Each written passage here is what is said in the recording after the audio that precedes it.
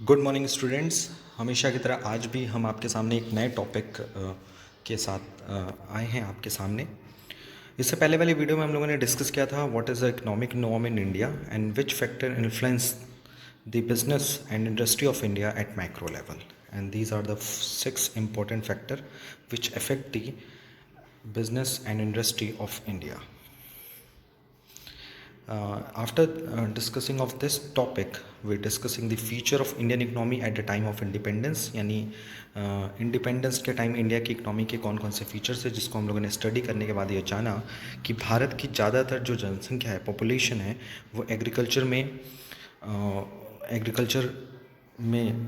Engage रहती थी और ज़्यादा से ज़्यादा जो पॉपुलेशन है वो विलेज में वर्क करती थी और उनका जो हेल्थ प्रोटेक्शन सिस्टम था वो कम था क्योंकि लोगों के लिए अपनी बेसिक नीड फुलफ़िल करना ही काफ़ी मुश्किल होता था। वे अपनी बेसिक नीड को ही फुलफ़िल नहीं कर पाते थे और जिसे हम लोग कहते हैं फूड, शेल्टर एंड क्लॉथ, तो वो अपने हेल्थ पे उतना ध्यान नहीं दे पाते थे। उसके बाद हम लोगों ने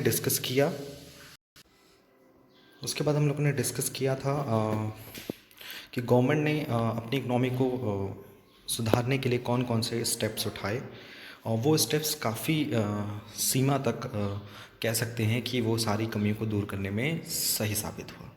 लेकिन जब न्यू इकोनॉमिक पॉलिसी आई तो उससे हमारे देश के इंडस्ट्रियल एंड बिजनेस सेक्टर में काफ़ी चेंजेस आया, क्योंकि इसका ज़्यादातर पॉजिटिव इम्पैक्ट देखने को मिलता है हमारे देश में। कुछ नेगेटिव इम्पैक्ट भी होते हैं क्योंकि जब हम कोई सिस्टम को चेंज करते हैं तो उसका पॉजिटिव इम्पैक्ट भी पड़ता है, नेगेटिव इम्पैक्ट भी पड़ता है।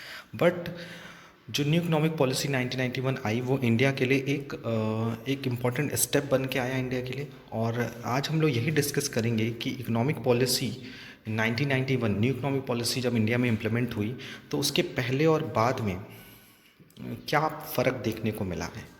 So now we will move to the today's topic. This is the economic policy before and after 1991. Before 1991, in accordance with the objective of planning, the government emphasis an inward-looking trade policy, where the public sector was given the responsibility of development, and the government imposed several restriction, regulation, and control on the private sector enterprises. जी कि 1991 के पहले क्या था कि India की जो government policy थी वो सिर्फ और सिर्फ अपने ट्रेड को लेकर थी। इंटरनल ट्रेड पे उनका ज़्यादा ध्यान था और एक्सटर्नल ट्रेड पे वो ज़्यादा निर्भर नहीं रहते थे। और ये भी देखा जाता था कि 1991 के पहले जो जो हमारे देश की इकोनॉमिक कंडीशन थी, इकोनॉमिक पॉलिसी थी, वो ज़्यादातर गवर्नमेंट सेक्टर को ध्यान में रख के बनाई जाती थी और ज़्यादातर रिस्पॉन्सिबिलिटी जो थी वो गवर्नमेंट सेक्टर पे ज़्यादा थी।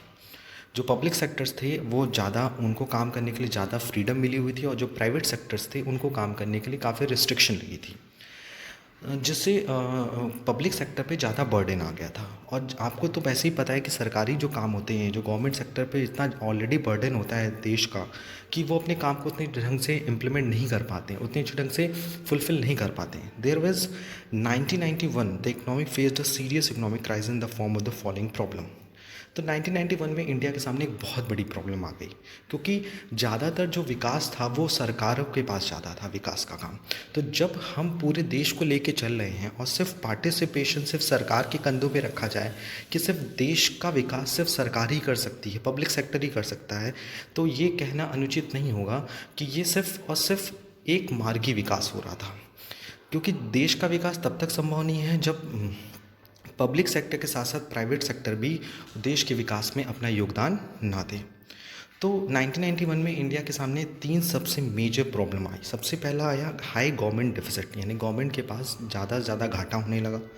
सोल्डिंग इन्फ्लेशन एक ऐसा कॉन्सेप्ट, एक ऐसा टर्म है जिसको हम ये समझ सकते हैं कि इन्फ्लेशन रेट हर साल तो बढ़ता है, यानी purchasing power of the money will be decline, but 1991 में इंडिया की जो purchasing power of the money थी वो बहुत तेज़ी से डिक्लाइन होने लगी, यानी इन्फ्लेशन बहुत तेज़ी से बढ़ने लगा। सीरियस फॉरेन एक्सचेंज क्राइसिस, जो इंटरनेशनल ट्रेड में जो आप पढ़ते हैं foreign exchange, import and export का कॉन्सेप्ट, तो इंडिया के पास इंपोर्ट ज़्यादा किया जाने लगा और एक्सपोर्ट कम होने लगा, जिससे फॉरेन एक्सचेंज की क्राइसिस होने लगी।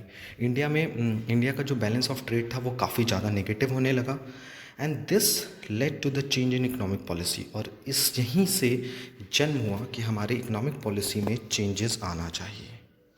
1991 की जो प्रॉब्लम देखने को मिली वो इस बात को डिसाइड किया कि नहीं, अब बहुत हो चुका है, अब हमें अपनी इकोनॉमिक पॉलिसी में परिवर्तन लाने के लिए बहुत अति आवश्यकता हो गई है। सो 1991 में न्यू इकोनॉमिक पॉलिसी इम्प्लीमेंट हुई और उसको 3 कैटेगराइज में बांटा गया। First is liberalisation, number 2 privatisation and number 3 is globalisation. और इस कॉन्सेप्ट को हम एलपीजी 1991 पे भी कहते हैं, LPG policy. Liberalisation, privatisation and globalisation. Liberalisation को हिंदी में कहते हैं उदारीकरण, प्राइवेटाइजेशन को कहते हैं निजीकरण और ग्लोबलाइजेशन को कहा जाता है वैश्वीकरण। सो हम इन तीनों टर्म्स को इंडिविजुअली डिस्कस करेंगे कि what is the meaning of liberalisation, privatisation and globalisation. So हम लोगों ने यहाँ तक समझ लिया कि न्यू इकोनॉमिक पॉलिसी क्यों आई, क्योंकि न्यू इकोनॉमिक पॉलिसी जो थी 1991 में इंडिया के पास 3 सबसे बड़ी गंभीर समस्या आ गई। वो these the 3 important problems face by the Indian government: high government deficit, soling inflation and serious foreign exchange crisis. And thereafter, Indian government implemented a new economic policy in 1991, which categorized in three categories: liberalization, privatization, and globalization. Number one, so first of all, LPG concept को discuss करने से पहले हम इस policy के कुछ features को discuss कर लेते हैं। The broad feature of this policy were: number one, government reduced the number of industries under compulsory license to 6। यानी गवर्नमेंट के सामने बहुत सारी ऐसी इंडस्ट्रीज थी जिनको काम करने के लिए लाइसेंस की ज़रूरत होती थी, बट इंडियन गवर्नमेंट ने इन इंडस्ट्रीज़ की संख्या घटाकर 6 कर दी। यानी 6 इंपॉर्टेंट मेजर इंडस्ट्रीज़ होंगी जिनको लाइसेंस लेने की ज़रूरत होगी। बाकी इसके अलावा अगर कोई इंडस्ट्री प्राइवेट कंपनी भी अगर इंगेज करना चाहती है, ओपन करना चाहती है, रन कराना चाहती है, तो वो बिना लाइसेंस के भी इंडस्ट्री को रन करा सकती है। Number second, D reservation of the large number of industry under the public sector. और आपको ये भी पहले पता होगा कि 1991 के पहले पब्लिक सेक्टर के पास कुछ इंडस्ट्रीज रिजर्व थी कि ये काम सिर्फ और सिर्फ पब्लिक सेक्टर की कंपनियां ही करेंगी, प्राइवेट सेक्टर की कंपनियां ये काम नहीं कर सकती। तो उस पर जो रिजर्वेशन का कोरम था वो उसको हटा दिया गया। यानी बहुत सारी ऐसी इंडस्ट्री थी जिसे पब्लिक कंपनी ने फ्री कर दिया कि अगर प्राइवेट कंपनी भी चाहे तो वो इस काम को कर सकती है। Number third, disinvestment of many public sector in enterprises. Disinvestment एक ऐसा कॉन्सेप्ट है जिसमें पब्लिक कंपनी क्या होती है, अपना पैसा जो इन्वेस्ट किया उसको निकालती है और उस पैसे को कहीं और लगाती है।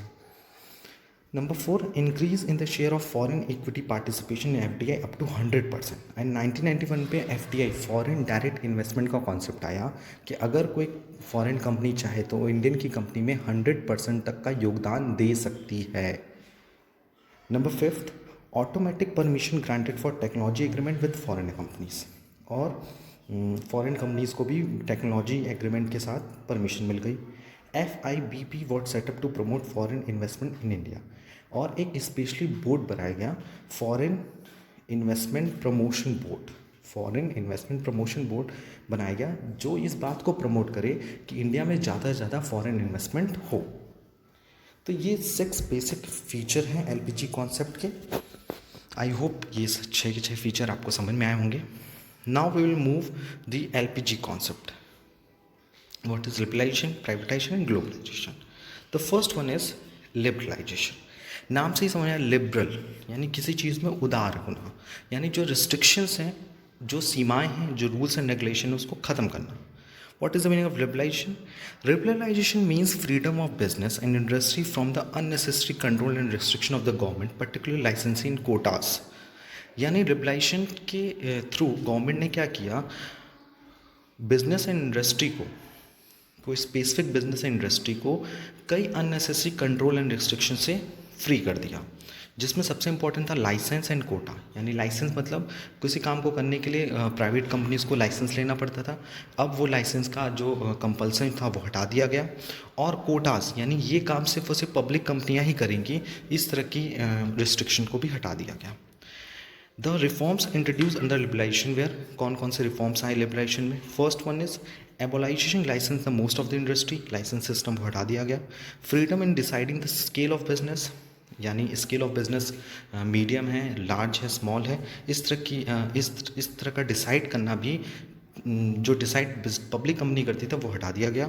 Freedom in deciding price of goods and service, पहले गुड्स एंड सर्विस का जो दाम था वो गवर्नमेंट सेक्टर ही डिसाइड करती थी, बट लिबरलाइजेशन होने के बाद ये फ्रीडम छोड़ दिया गया कि फर्म यानी group of the industries he decide करेगी कि उस पर्टिकुलर गुड्स एंड सर्विस का क्या प्राइस होगा। Restriction in tax rate and unnecessary control, tax rate में कमी लाएगी। डिसरिजर्वेशन ऑफ पब्लिक सेक्टर एंटरप्राइजेस, यानी पब्लिक सेक्टर एंटरप्राइजेस में कुछ रिजर्वेशन था कि ये काम सिर्फ पब्लिक कंपनी करेगी, वो भी हटा दिया गया। Simplify procedure for import and export, जो इम्पोर्ट एंड एक्सपोर्ट सिर्फ गवर्नमेंट कंपनी इजली कर पाती थी, प्राइवेट कंपनी सोचती थी 10 बार कि हम इंपोर्ट करें, एक्सपोर्ट करें कि ना करें। तो उस तरह के अगर हम प्रोसीजर को सिंप्लीफाई कर देंगे तो गवर्नमेंट कंपनी के साथ साथ प्राइवेट कंपनीज भी इस काम को करने में पार्टिसिपेशन देगी।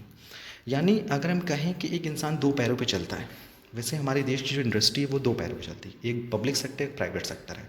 अगर हम एक पैर को डैमेज करके रखे रहे हैं, 1991 के पहले यही था कि देश की जो अर्थव्यवस्था थी वो एक पैरों पे चल रही थी, लेकिन 1991 के इस कॉन्सेप्ट के बाद, एलपीजी पॉलिसी के बाद गवर्नमेंट ने काफ़ी हद तक अपने दूसरे पैर को रिपेयर किया, ताकि गवर्नमेंट की जो हमारे देश की इंडस्ट्री है वो दोनों पैरों पे आराम से चल सके।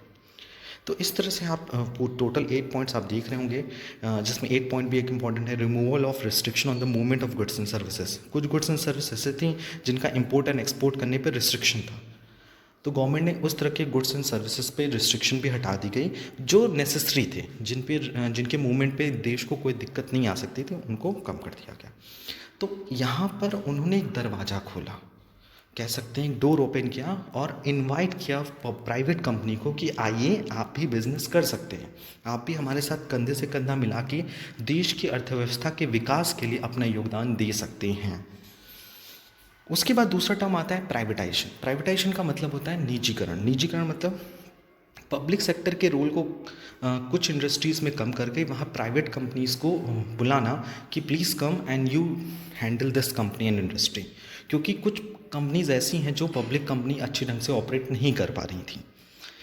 Privatisation is a process of reducing the role of the public sector in the economic activity of a company. It involves induction of private ownership, private management and control in public sector through disinvestment. Yes, यानी public company सिर्फ पैसा invest करेगी but उसकी ownership यानी control public, लेकिन उसका जो पूरा मैनेजमेंट है वो कौन करेगा? प्राइवेट कंपनीज करेंगे।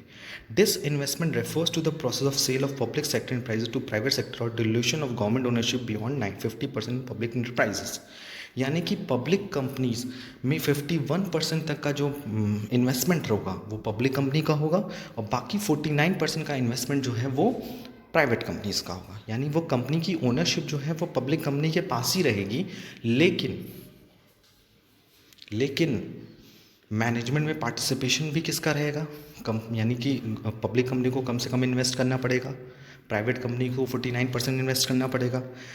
ओरिजिनली ज़्यादातर डिसीजन लेने का अधिकार किसके पास रहेगा? पब्लिक कंपनी के पास, लेकिन मैनेजमेंट एंड कंट्रोल की भूमिका जो है, मैनेजमेंट का काम जो है उसने सौंप दिया प्राइवेट कंपनीज को। The government further decided to refer the loss making and sick enterprise to the board of industrial and financial reconstruction. और इस प्राइवेटाइजेशन के कॉन्सेप्ट के साथ उन्होंने एक बोर्ड की इस्टेब्लिशमेंट की, BIFR, it is very important, board of industrial and financial reconstruction. इस बोर्ड का ये रोल था कि हमारे देश में कई ऐसी इंडस्ट्रीज थी जिसको हम लोग लॉस या सिक इंडस्ट्रीज़ भी कहते हैं। इन इंडस्ट्रीज़ का ये काम था कि हमारे देश में जितनी भी loss making and sick industries हैं उनको कौन सपोर्ट करे? उनको प्राइवेट कंपनीज आके सपोर्ट करें। ओके, सो प्राइवेटाइजेशन में हमने सीखा कि what is privatisation and what is disinvestment and what is the board of industrial and financial reconstruction. Now we will move to the last term of the LPG policy, that is a globalization. Globalization means integrating the economy of the country with the world's economy. Globalisation you know very well, वसुधैव कुटुंबकम। वसुधैव कुटुंबकम का मतलब होता है वसुधा कुटुंबकम, यानी इस पूरे वसुधा यानी धरती पे जो पूरा देश है, जो पूरे देश हैं वो मिलके एक कुटुंब के समान, एक परिवार के समान है। ग्लोबलाइजेशन का यही एक अर्थ था कि पूरी अर्थव्यवस्था को एक साथ जोड़ा जाए, पूरे विश्व की अर्थव्यवस्था को।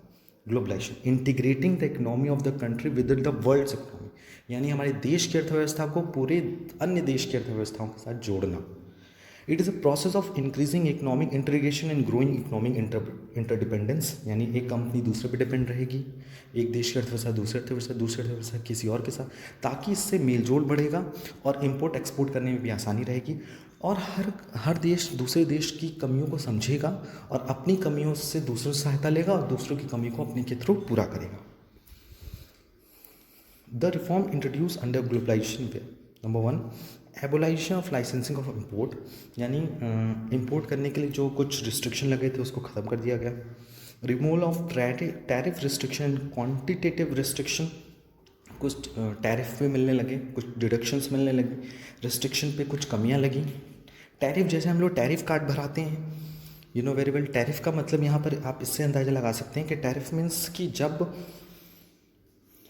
हमें कहीं 100 रुपये देने हैं, वहीं अगर हमारी वैल्यू घट जाए, वही 40 रुपये हो जाए, तो हमें 60 रुपये कम लग रहे हैं, तो उसे हम लोग टैरिफ कहते हैं। टैरिफ रिस्ट्रिक्शन का मतलब होता है रिस्ट्रिक्शन हटाना नहीं, बट रिस्ट्रिक्शन की वैल्यू में कम कर देना। एंड क्वांटिटेटिव रिस्ट्रिक्शन, और जो क्वांटिटी, जैसे हम 100 kg ही इंपोर्ट कर सकते हैं तो उसको बढ़ा सका, 200 kg इंपोर्ट कर सकते हैं। The share of foreign equity participation was increase, हमारे देश में जो सिर्फ और सिर्फ देश की इक्विटी में ही पार्टिसिपेशन होता था, देश के लोग ही उसमें इक्विटी में यानी ओनरशिप में पार्टिसिपेट कर सकते थे, अब फॉरेन के लोग भी हमारे देश में इन्वेस्ट कर पार्टिसिपेशन कर सकते थे। एंड इसमें उन्होंने फॉरेन इन्वेस्टमेंट को इंक्रीज़ करने के लिए, जैसे हमने शुरू में पढ़ा कि फॉरेन इन्वेस्टमेंट को प्रमोट करने के लिए एक बोर्ड बनाया गया, foreign investment promotion board was set up to promote foreign investment in India. तो FIBP की इस्टेब्लिशमेंट हुई। तो BIFR, board of industrial and financial reconstruction, and number 2 FIBP, foreign investment promotion board, किस लिए बनाया? Our next topic is demonetization. You know very well the government of India on 8th November 2016 announced that rupees 500 and rupees 1000 notes will cease to be legal tender effective immediately except for a few specified purposes such as paying utility bills. The move is aimed at controlling black money, fake currency circulation and terror financing, and especially the accumulation of black money generated by income that has not been declared to the authorities. This led to 86% of the money in circulation invalid. The people of India had to deposit the invalid currency in the banks, which came along with the restriction placed on cash withdrawal. In other words, restrictions were placed on the convertibility of domestic money and also bank deposits. So, what is demonetization? It is an act of stripping and decontinuing a currency unit of its status as legal. It usually occurs when there is a change in currency by the government. During the implementation of this policy, the currency that has lost its legal status is deposited with the banks and replaced with currency that is still valid. Yes, demonetization का मतलब वो ये होता है कि जब कोई government को अपनी करेंसी को चेंज करना होता है या वो करेंसी को सर्कुलेशन से बाहर करना पड़ता है, तो उस करेंसी के पीछे गवर्नमेंट क्या करती है? लीगल टेंडर हटा देती है। गवर्नमेंट अपना सर्टिफिकेशन हटा देती है, और इस डिमोनेटाइजेशन के बाद जिस करेंसी को गवर्नमेंट इनवैलिड करती है, उसे या तो बैंक के साथ जमा करना पड़ता है या उसे जो करेंसी अभी भी देश में वैलिड है उसके साथ रिप्लेस करना पड़ता है। इंडिया ने पहली बार 2016 में डिमोनेटाइजेशन नहीं किया था, इससे पहले भी India has carried out demonetization exercise twice before in 1946 and 1978 also. Yes, you know very well कि इंडिया ने पहली बार डिमोनेटाइजेशन 2016 में नहीं किया था, इससे पहले 1946 एंड 1978 में भी डिमोनेटाइजेशन हो चुका है। टुडेज हमारा ये टॉपिक है व्हाट इज़ द डिमोनेटाइजेशन, और after discussing the demonetisation we will move to the next topic is demonetization in India. India faced its first demonetization in 1946 and second one in 1978. On both the occasion, the reason was to combat black money, and that went circulating wide and large.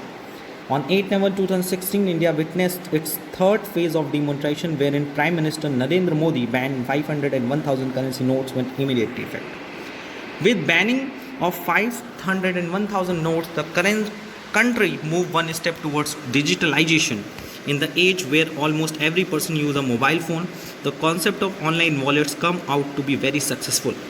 Online wallet refers to an electronic device that allows an individual to make electronic transaction. The announcement of the demonetization of the currency has caused huge inconvenience to the people. Yes, आपको भी कई असुविधाओं का सामना करना पड़ा था, देश को भी कई सारी असुविधाओं का सामना करना पड़ा था, लेकिन डीमोनेटाइजेशन से सबसे बड़ा इम्पैक्ट था कि जो टेरर फंडिंग थी और ब्लैक मनी थी, जिसे जो इंडियन सिटीज़न थे वो डिस्क्लोज़ नहीं करते थे इनकम टैक्स भरने के कारण, सो उसको रोकने के लिए गवर्नमेंट ऑफ इंडिया ने 500 एंड 1000 के जो बड़े करेंसी के नोट्स है उसे डीमोनेटाइज कर दिया था, चलन से बाहर कर दिया था, सर्कुलेशन से बाहर कर दिया था। और 500 1000 नोट्स के जब डीमोनेटाइजेशन हुए तो उसके बाद एक कॉन्सेप्ट आया digitalisation has broadly impact of the 3 section of the society, the poor who was largely outside the digital economy and less largely outside the digital economy. The less affluent who are becoming part of the digital economy who have been covered under the Jan Dhan accounts and RuPay cards, and the affluent who are fully conversant with digital transaction. और इसके तहत online wallets का भी चलन start हुआ हमारे देश में। What are the effect of digitalisation on India? You know very well कि हर लोग जिसके पास मोबाइल फ़ोन है वो कैशलेस इकनॉमी की ओर बढ़ा और ऑनलाइन ट्रांजैक्शन के लोग मूव हुए। The next topic is what are the objective of demonetisation in India, यानी गवर्नमेंट ऑफ इंडिया ने किस एम से डीमोनेटाइजेशन को लॉन्च किया हमारे देश में। According to the government, the objective behind the demonetization policy was it is an attempt to make Indian corruption free. It is done to curb black money, to control accelerating price rise, to stop funds flow to illegal activity, to make people accountable for every rupee they have possess and pay income tax return. It is an attempt to make a cashless society and create a digital India. Yes, with the help of demonetization, India ने जो भ्रष्टाचार था उससे मुक्त करने की कोशिश की भारत को, जो ब्लैक मनी थी उसको ख़त्म करने के, उसे पकड़े जाने के लिए बात किया गया, जो हमारे देश में प्राइस इंक्रीज़ हो रहे थे उसको रोकने की कोशिश की, इन्फ्लेशन को रोकने के लिए, इल्लीगल एक्टिविटीज़ को रोकने के लिए किया गया, चाहे टेरर फंडिंग ना हो पाए, और हर बंदे जितना भी वो उसके पास पैसा है उसके लिए वो अकाउंटेबल हो कि आपके पास ये पैसा कहाँ से आया, ताकि वो इनकम टैक्स भर सकें और हमारे देश में कैशलेस इकनॉमी जनरेट करने की कोशिश की, डिजिटल इंडिया, ताकि लोग ज़्यादा से ज़्यादा कैशलेस ट्रांजैक्शन करें, ऑनलाइन हेल्प से बात करें। But you know very well कि जब भी कोई चेंजेस आते हैं तो उसके इम्पैक्ट पड़ते हैं, कुछ पॉजिटिव इम्पैक्ट पड़ते हैं, कुछ नेगेटिव इम्पैक्ट। तो now we will move to the what are the positive impact and negative impact of demonetisation. So let's discuss about the advantages and disadvantages of demonetization. So first of all, we discuss the advantages of demonetization. The first one is a help in fighting against illegal activities like black money, terrorist funding and smuggling. Whereas the second advantages of demonetization is help in getting fake currency out of circulation. यानी demonetisation की help से basically सबसे पहला फ़ायदा तो ये होता ही है हमारे पास कि हम जो देश में इलीगल एक्टिविटीज़ हो रही हैं, जो गलत एक्टिविटीज़ हो रही हैं, जैसे ब्लैक मनी हो गया, टेररिस्ट को फंडिंग हो गया, स्मगलिंग हो गया, ये हम काफ़ी हद तक रोक सकते हैं। बिकॉज डीमोनेटाइजेशन के बेसिस से जो इस समय हिडन मनी है जिन्होंने लोगों ने छुपा कर रखा है, यानी जिस पे गवर्नमेंट को टैक्स नहीं दिया जा रहा है या जिनका यूज़ किसी भी इलीगल एक्टिविटी को करने किया जा रहा है, उसको हम बाहर लेकर आ सकते हैं और लेके आया गया। You can see that demonetisation becomes a best weapon for the India to reduce the such kind of the bad activities, such kind of the illegal activities like black money, terrorist funding and smuggling. With the help of demonetization, we can also see that इससे जो fake currency थी वो भी circulation के बाहर हो गई। Encourage digital payment modes to reach the target of a cashless society. जो इंडिया का एक सपना था कि हमारी जो इकनॉमी है वो कैशलेस इकनॉमी बने, जहाँ कैश ट्रांजेक्शन कम से कम हो और हम डिजिटली पेमेंट ज़्यादा करें। डिजिटली पेमेंट का मतलब है with the help of the banks account, with the help of the different online payment system like debit card, credit card से, और भी कई तरह के डिजिटल पेमेंट प्लेटफॉर्म होते हैं लाइक वेरी वेल भीम, एक यूपीआई ऐप है, उसी तरह से गूगल पे, पेटीएम, अमेज़ॉन पे पे भी आज की फैसिलिटी देखने को मिल रही है। हेल्प इन कंट्रोलिंग इन्फ्लेशन, कहीं ना कहीं डिमोनेटाइजेशन होने से जो हमारी हिडन मनी है वो बाहर आई, और जिसके कारण हमारे देश में जो इन्फ्लेशन है, महंगाई है, वो कम हुई। Positive impact on GDP of the economy in the long run, और इसका लॉन्ग रन में ये देखने को मिला कि हमारी जो जीडीपी है वो काफ़ी पहले से बेटर हो सकती है in future. Presently current situation में थोड़ा बहुत लॉस ज़रूर हुआ लोगों को, क्योंकि जहाँ उन्होंने पैसा इन्वेस्ट करके रखा हुआ था, कैश इन्वेस्टमेंट करके रखा हुआ था, बेसिकली डीमोनेटाइजेशन के कारण उस पैसे को विड्रॉ करना पड़ा, क्योंकि 500 एंड 1000 के नोट्स जो थे वो लीगल टेंडर नहीं रहे। सो इस बेसिस पे अगर हम देखें तो करेंटली ये हमारे जीडीपी पे काफ़ी इफेक्ट डालेगी, निगेटिव इफेक्ट डालेगी, एडवर्स इफेक्ट डालेगी, बट इन फ्यूचर कहीं ना कहीं हमारे देश पे इस पर काफ़ी पॉजिटिव रिएक्शन आने के चांसेस हैं। If we are talking about the disadvantage of demonetization, so we can say that the first disadvantage is created inconvenience for the public on account of cash crunch. You know very well, काफ़ी inconvenience का हमें सामना करना पड़ा। Created insecurity in foreign investors to invest in Indian economy. जो foreign investor थे उसे India में इन्वेस्ट करने के लिए थोड़ा सा हेजिटेशन होने लगा after the demonetization. Resulted in additional cost for bank due to the ATM recalibration. You know very well, banks के ऊपर काफ़ी भार बढ़ गया डीमोनेटाइजेशन के कारण। क्यों बढ़ गया? यू नो वेरी वेल, क्योंकि बैंक्स को फिर से नए नोट्स प्रिंट करने पड़े और नए नोट्स को एटीएम में फिलअप करना पड़ा, पुराने नोट्स को निकालना पड़ा, डिस्ट्रॉय करना पड़ा, और उससे बैंकों के एडिशनल कॉस्ट आए। Next one is a disrupted trade. हमारा जो ट्रेड था, चाहे वो इंटरनेशनल ट्रेड हो, चाहे वो डोमेस्टिक ट्रेड हो, वो कहीं ना कहीं वे से अफेक्टेड रहा। And created threat in the mind of tourist which affect tourism. ये बहुत इंपॉर्टेंट था, क्योंकि उस टाइम जो लोग घूमने गए थे, और सपोज़ कोई टूरिस्ट अगर 500 एंड 1000 रुपीज़ का नोट लेकर गया होगा, तो उसको यही माइंड में रहा होगा कि मैं घूम लूँ या तो नोट एक्सचेंज करा लूँ। तो ये उसके ड्रॉबैक्स भी देखने को मिले हैं डिमोनेटाइजेशन के। Basically you know very well, कोई भी नया सिस्टम आता है हमारे देश में, या कहीं भी कोई भी नई चीज़ आती है, तो उसका कोई ना कोई पॉजिटिव या कोई ना कोई नेगेटिव इम्पैक्ट पड़ता है। बट हमारा मेनली फोकस ये होना चाहिए कि उससे फ़ायदा ज़्यादा हो, नुकसान कम हो। क्योंकि प्रेजेंटली हम जब सिस्टम चेंज होता है या कोई नई पॉलिसी आती है या नए रूल आता है, तो कहीं ना कहीं हमको लॉस होता है।